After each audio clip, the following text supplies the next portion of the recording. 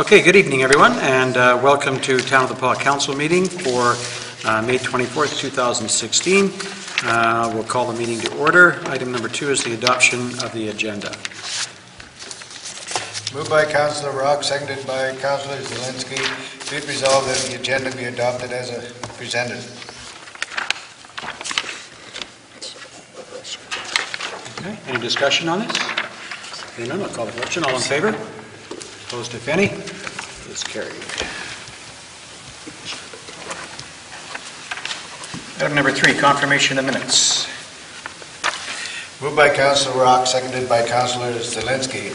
Be it resolved that the minutes of the public hearing, regular council meeting, and the committee of the whole minutes of May 9th, 2016 be hereby approved, all statutory declarations having been complied with. Any discussion on the minutes? Hearing none, I'll call the question. All in favor? Opposed, if any? It's carried. Just a moment, please, while I sign off.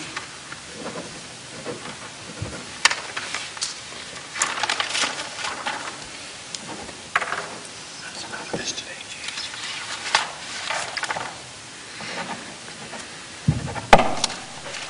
All right, item number 4 on the agenda, citizens period. Anybody like to make a presentation to council tonight? You step forward. You need to state your name and your address for the record, please. My name is Larry Forster. I have the Paw Billiards and Sports Bar on Main Street uptown.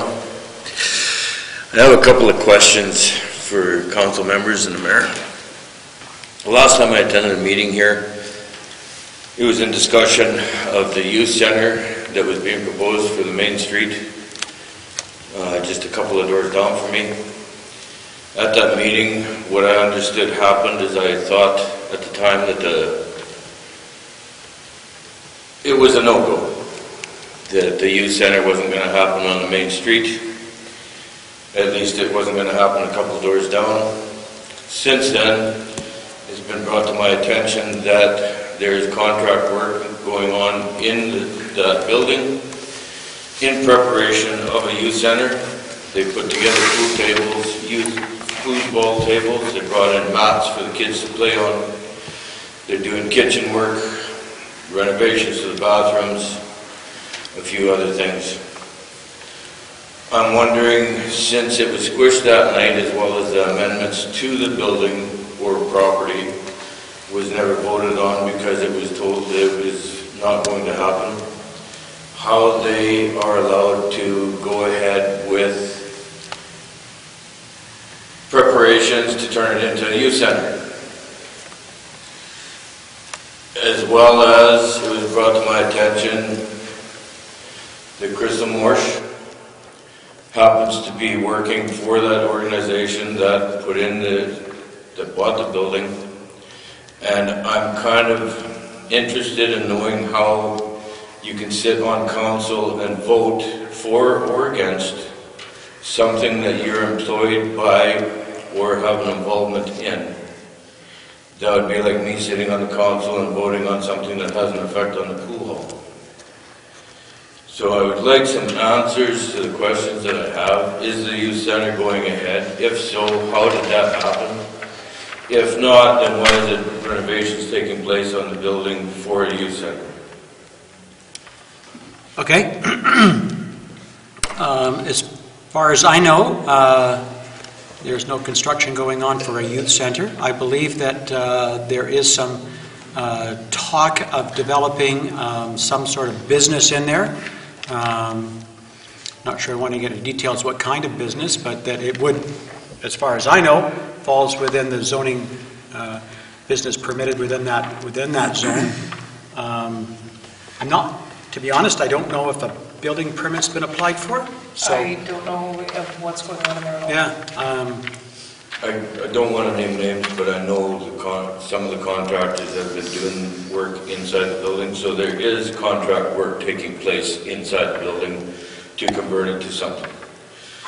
They told me a youth center. I mean, I'm just going on the word of the people that are doing work to it and in it, and they're familiar with the insides of the building. Well, that of course would be unwise of them to do so. And passing by there, I myself see that there is a pool table assembled, a foosball table, and other things that were in the previous youth center that they had. So it makes me wonder what's going on in that building. I mean, I have no problem with any business going in. I think we need more businesses uptown, stop the shopping out of town all the time.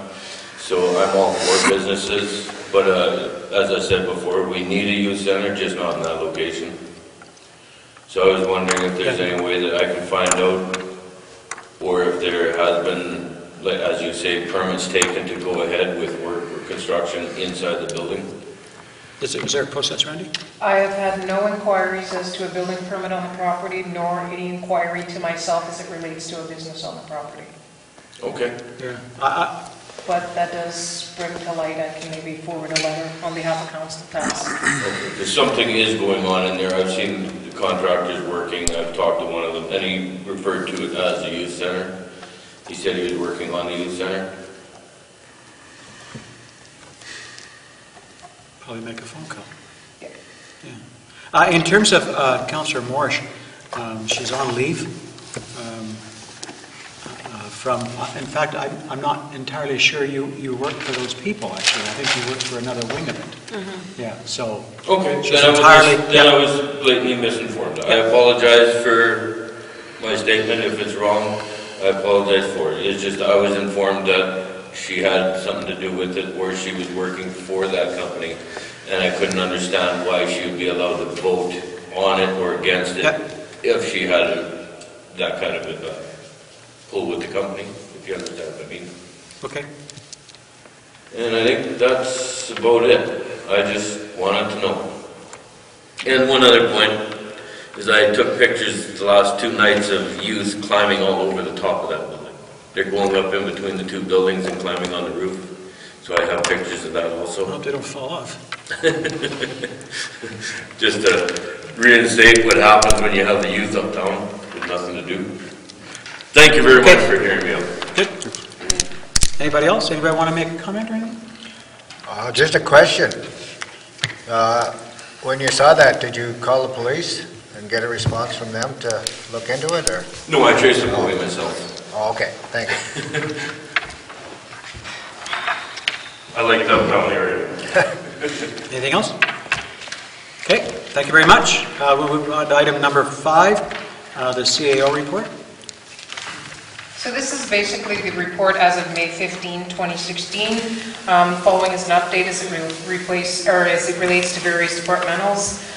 Museum hosted a successful paint night along with partnering with the Powell Regional Library to host a jewelry making workshop. The jewelry making workshop has been a positive thing in the community, as were the paint night. I think this is about the 3rd or 4th paint night that they've had so far. Museum submitted materials to the Canadian Science and Technology Museum for the loan of a temporary exhibit. It's called On the Trail of the Monarch Butterfly. The fire department participated in a smoke detector program and will be giving away smoke detectors to persons that are senior persons or persons with disabilities. Fire chief is in discussion with UCN and College of the Rockies on forming a partnership for fire training. As of May 15th, there were 70 calls to date. KRC worked on Fit Kids evaluations and the pickleball programming. KRC submitted a request to have a pump track demo in the community. What this is this affects the kids that do some of the biking in the community. They set up a temporary station to give a demo as to what they can offer in sales. So we took opportunity to try it out here. KRC is also working with user groups in preparation of Canada Day events. 2 new play structures were erected in Rotary Park, as you can see when you drive around. Very popular equipment. Even I kind of wanted to give it a try, but it's not daylight. Several deficiencies were addressed in the maintenance department, such as hot water issue at Winton Pool, cafeteria hood vent resolved, wheelchair lift is working, repair of arena and wellness center lights, cleanup of wellness center parking lot. We've had a lot really going on in that department, which is really nice to see. Maintenance director also met with the skate and spray park representatives. As you can see around town, we've had quite a few water breaks. This is a norm for this time of year when the frost is coming out. Tender for sweeper is out. That'll be coming up on our committee of the whole agenda. LaRose Avenue tender documentation has been finalized, so that tender will be out this year, and hopefully we can see some work happening on LaRose. Hydro aggregate program is moving forward. The agreement has just been signed. The engineering department and myself met with the hydro representatives on Thursday, and everybody's excited to move forward on this. So a little challenge, we want to be a little better than Dauphin. Dauphin is our competition right now. So we're hoping to push the program out there so that we can be even better than them. Hydro lighting program is ongoing. We reached out to Kelsey School Division for use of an electrician.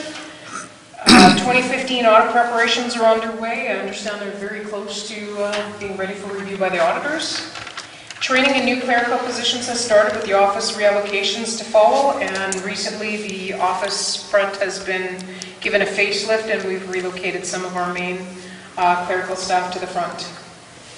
HR and CAO attended the Airport Safety Management System training and sessions in Winnipeg. Most summer positions with the town have been awarded or in the final stages of being awarded, and the Airport Accessibility Program has been approved by Transport Canada. Otherwise, not much. No, Yeah. it's been quiet. Any questions? I can't believe the compliments we've got on that park, the new equipment in there. And you're right, it's evident, just go have a look, and there's kids everywhere in that park. Shocking, even at lunch hours, they're running home, having their lunch and going to the park. I live right there, and you can hear them like parents galore are like coming. Like that's where everyone's going to look for their kids now. That's awesome. Awesome. Okay, we'll move on to bylaws. 6.1, plastic bag bylaw. Moved by myself, seconded by Councillor Rock. Be it resolved that bylaw number 4542 being a bylaw of the Town of the Paw to prohibit the sale or distribution of all single-use plastic bags within the Town of the Paw, and to repeal bylaw number 4525 be read a first time. Okay, and this, just so I'm clear, is eliminating all plastic bags? Yes, even biodegradable. So what this does is it just cleans up the bylaw. The intention was always to get rid of all plastic bags, so this just makes it a little bit more user-friendly, so it's easier for people to understand that we mean all, including biodegradable. Okay. Any thoughts on this first reading? I just believe that there were a few businesses that were, might have been told that biodegradable were okay, and they've, I understand some of them have a stockpile, so we're giving them a 6-month period to get rid of that stockpile. And yeah, that doesn't mean any businesses can go in and buy new, that's just to use what you already have. Yeah. Okay, anything else? Call the question, all in favor? First reading, opposed if any, 7-0, carried. Okay, 6.2, reserve fund for municipal elections. Be it resolved, moved by myself, second by Councillor Rock. Be it resolved that bylaw number 4548 being a bylaw of the Town of the Paw to establish a reserve fund for municipal elections be read a second time. So we read this at the last council meeting, but basically what it does is it just standardizes an amount to go into a reserve fund to pay for the elections every 4 years. An equal amount every year, so we're not budgeting all in 1 year. Great. Second reading. Any questions on this? Question? All in favor? Opposed if any? It's carried. Third reading. Moved by myself, seconded by Councillor Rock. Be it resolved that bylaw number 4548 being a bylaw of the Town of the Paw to establish a reserve fund for the municipal elections be read a third time and be passed. Last opportunity for someone to speak on this. It's a recorded vote. Councillor Gibb. Aye. Councillor Forward. Aye. Councillor Rock. Aye. Councillor Zelensky. Aye. Councillor Morsch. Aye. Councillor Commodore. Aye. And I also am an aye. 7-4. The law. Excuse me. 6.3, reserve fund for Sam Waller Museum renovations. Moved by myself, seconded by Councillor Gibb, be it resolved that bylaw number 4549, being a bylaw of the Town of the Paw to establish a reserve fund for Sam Waller Museum renovations, be read a second time. So this is not dissimilar from the elections reserve fund that was just established, but all of our buildings have some kind of maintenance reserve fund established for that purpose, except for the museum. We typically take it out of operating. This will change it and make it consistent with all our other buildings that we own and do maintenance on. All right, any discussion on this item? Call the question, all in favor?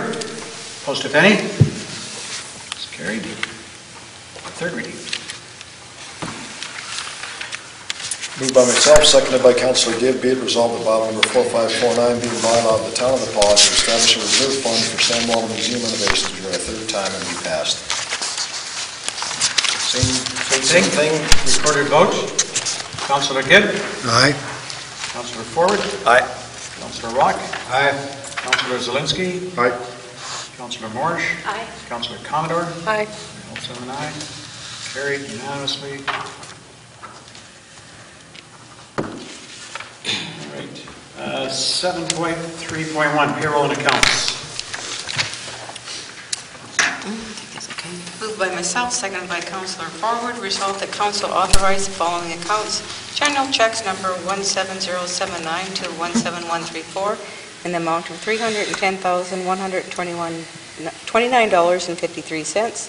Payroll period 8 in the amount of $117,273.59, and payroll period number 9 in the amount of $102,541.79. Paying our bills. Paying the staff. Ready to go. Any questions? Any discussion? Call the question, all in favor? Opposed, if any? It's carried. 7.3.2, Community Futures Greenstone. Moved by myself, seconded by Councillor Forward. Resolved that council authorize 3 members of council to attend the Community Futures Greenstone Joint Council meeting on Thursday, May 19th, 2016 in Cranberry Portage. And I don't know if anybody went. Did Brian, you went? Oh, no, nobody went. Most unfortunate. Okay. They put on a very nice meal. I went last year. It was very nice, but Very busy informative. schedules. All those in favor? Do we still pass? Yeah. Yeah, okay. It's the law. Yeah. Mess with the law.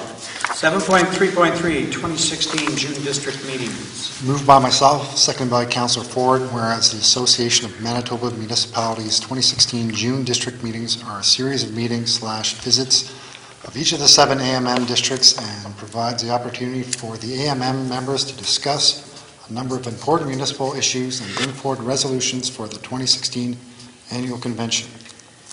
Therefore, be it resolved that Council authorize 4 members of Council to attend the AMM Northern District meetings on June 13th, 2016 in Snow Lake, Manitoba. Do we have an idea of how many people are attending that? Will you be going? Okay. That's convocation week. There we are. I'll call the question. All in favor? Carried. All right, 7.4.1, variation application 04-16. Moved by myself, seconded by Councillor Rock. Whereas the town received a variant application from True Blue Water Company Limited to vary the established requirements to permit a storage/shop/office building and wooded shed on Lot 3 and 10, Block 82-5, Plan 508, being 1645 Bignell Avenue. Lot 10, storage building. Site area minimum requirement from 40,000 square feet varied to 8,712 square feet. Site width minimum requirement from 150 feet varied to 66 feet. Front yard minimum requirement from 30 feet varied to 25 feet. Side yard minimum requirement from 20 feet varied to 3 feet on the south side and 13 feet on the north side. Lot 3, wooden shed. Site area minimum requirement from 40,000 square feet varied to 8,712 square feet. Site width minimum requirement from 150 feet varied to 66 feet. Front yard minimum requirement from 30 feet varied to 3 feet. And whereas a public hearing was held on May 9th, 2016. Therefore, be it resolved that Council approve variation order number 04-2016 as submitted by True Blue Water Company Limited. That's a good read. Any discussion on this item? Hearing none, I'll call the question. All in favor? Opposed, if any? It is carried.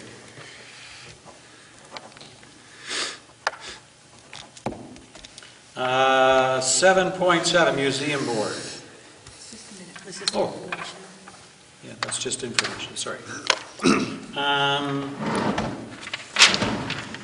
Okay, go to committee reports, Museum Board. Councillor Rock. There's a copy of the minutes, the draft minutes from May the 10th. Just a couple of things to highlight. The minutes show that in our financial reports, there was a $52,247.31 deficit, and that only relates to the fact that until council approves its annual agenda, their books will show a deficit until such time as the grant flows. On that. Another item of note is that the 100th anniversary of the museum building is coming up in the future, so they'll be planning some activities around that and are looking forward to do that in 2017. And also the other thing of note is this September they're trying something new and doing a farming event and whatnot, and so there will be, I believe it's September the 16th, there'll be an event at the museum for that purpose. Otherwise, it was business as usual. Okay, any questions of that? I think it's great having these minutes.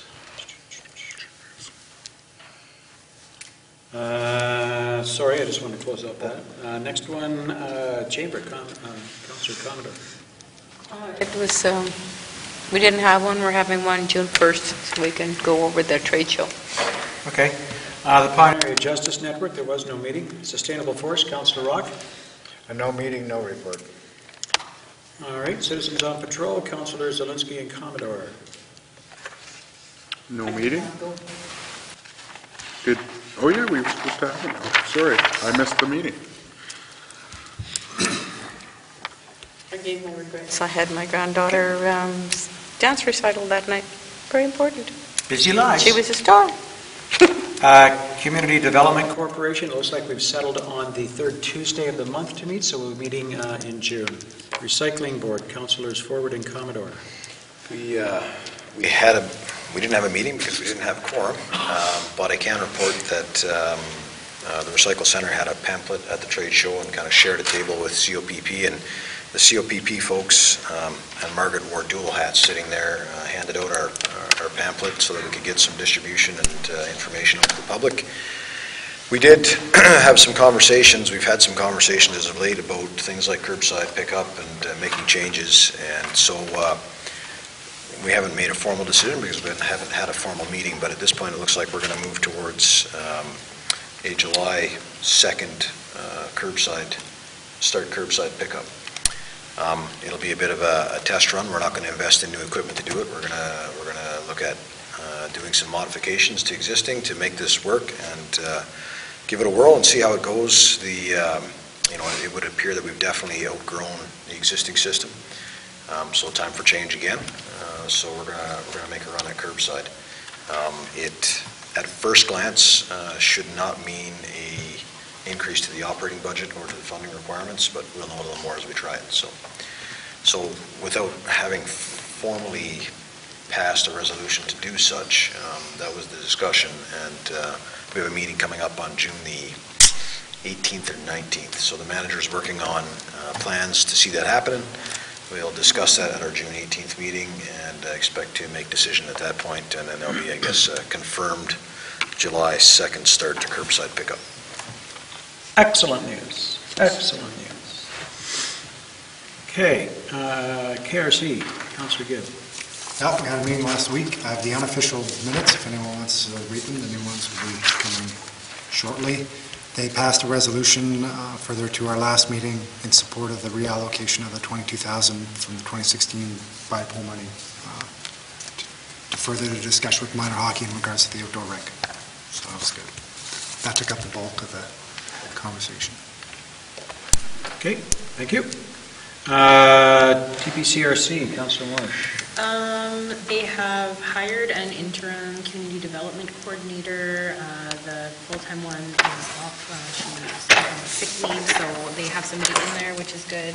So we've started scheduling some of the events. Tickle Pink Day is this Thursday, May 26th, so don't forget to wear pink on Thursday, everybody. They've rescheduled the community cleanup for June the 11th. I'm sure Terry will be forwarding a letter to you guys. I know there was some discussion. They were trying to do it on a Sunday, but that doesn't work with the dump not being open. They're working with Kelsey Rec on Canada Day. They also are working with the Opaskwayak Egg Society. They applied for a small grant to help with paying for some of the costs for the Canada Day celebrations.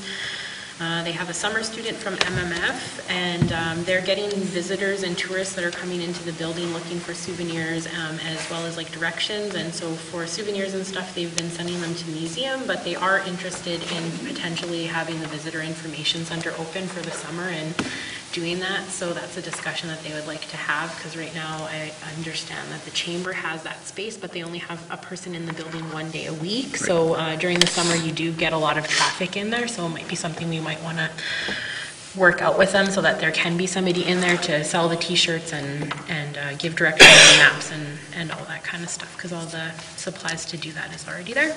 And I think they're actually meeting right now. I had to leave the meeting to come here, so I don't know what else happened, but that's what happened while I was there. Okay, thank you. Library, Councillor Zelensky. No meeting. Okay.